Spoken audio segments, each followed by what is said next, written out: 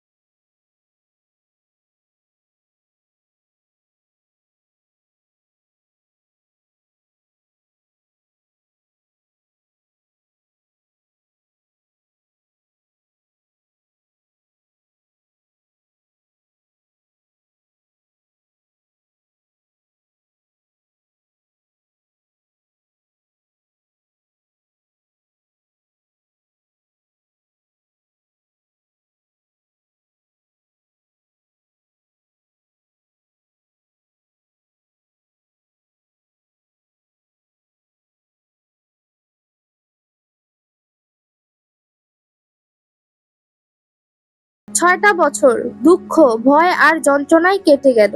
শেষমেশ 2013 সালের ডিসেম্বরের এক হিম শীতল সকালে তিনি মারা যান।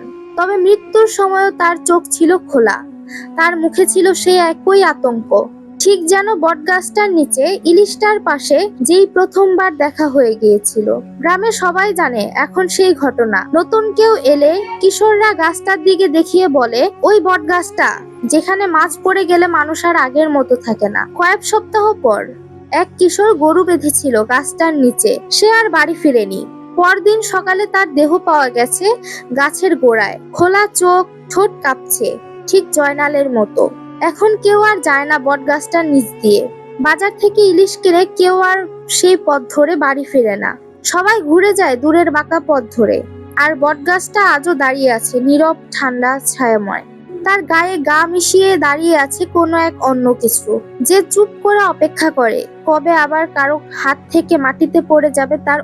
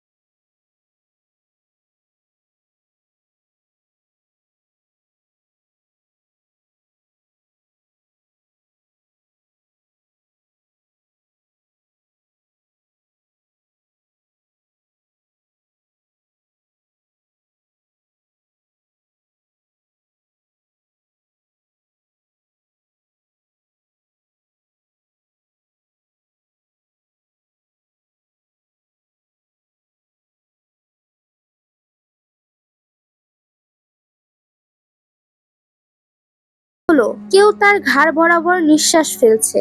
তিনি উঠে দাঁড়ালেন, পিছনে তাকালেন, কাউকে দেখতে পেলেন না। চকলেটগুলো ব্যাগে রেখে হাঁটা শুরু করলেন, কিন্তু পেছনে একটা ছায়া তার সাথে হাঁটছে একই গতিতে।